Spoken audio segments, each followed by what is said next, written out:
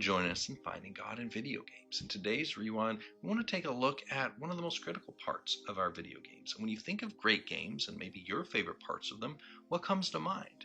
Maybe it's interesting characters with realistic dialogue, or it's the incredible graphics that transport us to another place and time. Many times for me, it's an epic soundtrack that sweeps me up into the story and grips me from that title screen to listening all the way through the closing credits. We celebrate things like dynamic combat systems and physics engines that duplicate reality. But for years, there's been an incredibly necessary part of our gaming experiences that makes up a critical backbone of most games. Probably not the most exciting part of it, though.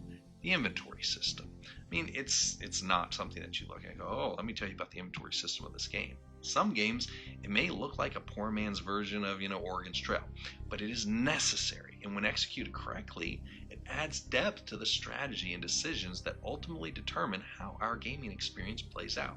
Now, for years, our protagonists operated without a concern for how the size or the weight of the physical items they were carrying would impact them. They would carry infinite amounts of weapons, ammunition, food, keys, other equipment, without any regard to how this would burden them from running, jumping, and fighting their way through the level.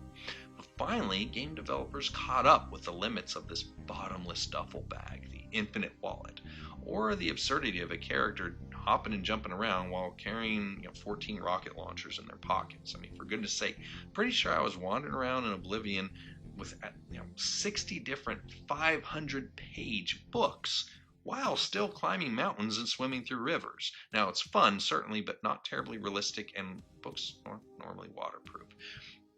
But then games finally began to launch with real inventory management systems, which began creating limits to the size and weight of what a gaming character could lug around with them while traversing the planet. Players finally had to make some hard choices. Should I carry more healing items or make room for some heavy weaponry? What can I sacrifice so I can carry the necessary quest item that I just found? With limited capacity, the decisions that are made to determine what is necessary versus what is superfluous are vital. The wrong choice in a game may result in mission failure. The consequences of how we deal with our limited capacity as real-life human beings can be much farther reaching in their impact.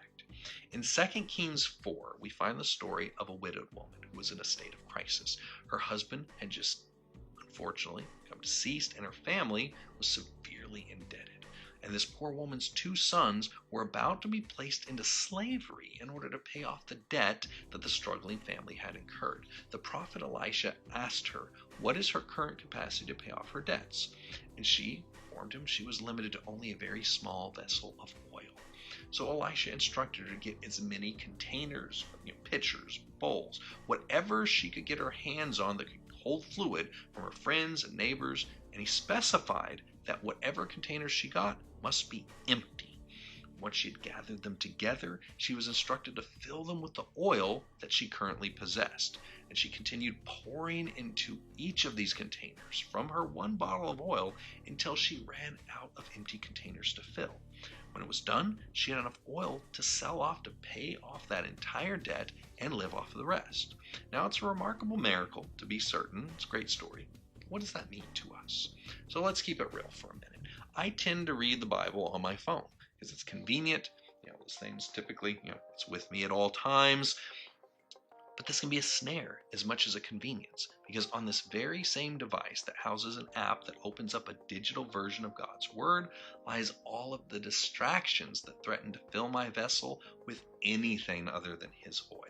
Emails pop up compelling action, text messages bombard me with a variety of requests, ranging from urgent to pointless. Sometimes, on very rare occasions, this object that is still technically considered a phone actually, completes its original purpose and rings with an incoming phone call. Now, I would like to say that I come to the Lord with an empty vessel for Him to fill. More often than not, I'm already packed pretty full of thoughts, items, and a menagerie of tasks that prevent me from having an inventory screen that He can actually fill.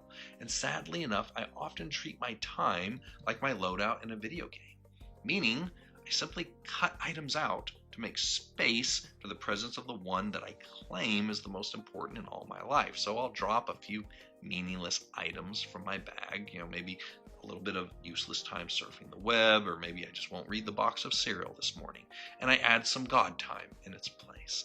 And then I wonder why I carry such a heavy burden, and I feel so little of God's presence, love, and joy in my day-to-day life. When I ask the Lord for more of His presence in my life, remember, it's critical to note that the widowed woman in 2 Kings 4 was not provided more oil than what her capacity was to contain it. When she reached the limit of her vessels, she reached the limit of the oil. Now, many times I reach out to God in prayer, and I ask Him for guidance, wisdom, or provision.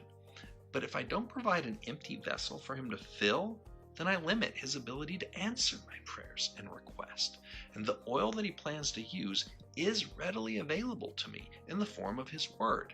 But it only truly activates when it's poured into an empty vessel prepared to receive it.